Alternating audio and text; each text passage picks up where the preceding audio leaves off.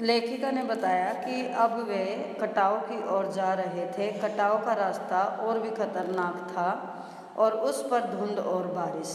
जितेन लगभग अंदाजे से अर्थात गाड़ी चला रहा था। पहाड़, पेड़, आकाश, घाटियाँ, सब पर बादलों की परत। सब कुछ बादल में, अर्थात चारों ओर बादल ही बादल नजर आ रहे थे। बादलों को चीरकर निकलती हमारी जीप। खतरनाक रास्तों के एहसास ने हमें मौन कर दिया था, अर्थात सभी यात्री डरे हुए थे, भयभीत थे, इसलिए चुपचाप बैठे हुए थे जीप में। और उस पर बारिश की, इतना खतरनाक रास्ता और ऊपर से बारिश और धुंध। एक चूक और सब खलास की। एक बार अगर चूक हो जाएगी तो जीप गिरते ही सब मर जाएंगे। सांस रोके हम धुंध और फिसलन भरे रास्ते पर संभल संभल कर आगे बढ़ती जीप को देख रहे थे। हमारी सांस लेने की आवाज़ों के सिवाय आसपास जीवन का कोई पता नहीं था, अर्थात कोई भी नज़र नहीं आ रहा था।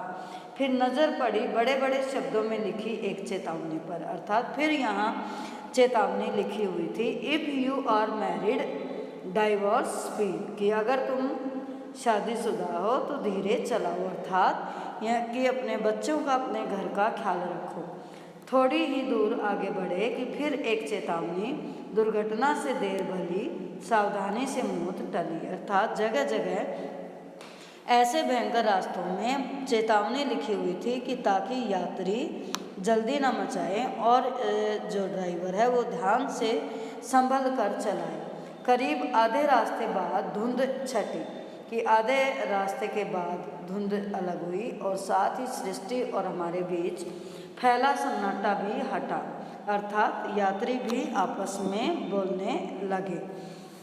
नार्गे उत्साहित होकर कहने लगा कि कटाव हिंदुस्तान का स्विट्ज़रलैंड है, अर्थात कटाव भारत का सबसे सुंदर स्थान है। मेरी सहेली मनी स्विट्ज़रलैंड घूम आई थी। उसने तुरंत प्रतिवाद किया, कि विरोध किया, नहीं, स्विट्ज़रलैंड भी इतनी ऊंचाई पर नहीं है और न ही इतना सुंदर, अर्थात कटाव स्विट्ज़रलैंड से भी ऊंचाई पर बसा हुआ है और सुंदर है। हम कटाव के करीब आ रहे थे क्योंकि दूर से ही बर्फ़ से ढके पहाड़ दिखने लगे थे।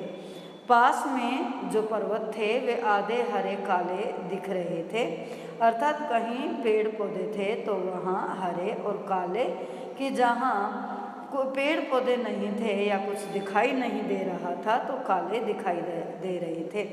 लग रहा था कि जैसे किसी ने इन पहाड़ों पर पाउडर छिड़क दिया हो, अर्थात जहाँ बर्फ़ गिरी हुई थी वो पाउडर की तरह दिखाई दे रही थी। कहीं पाउडर बची रह गई हो और कहीं वह धूप में बह गई हो।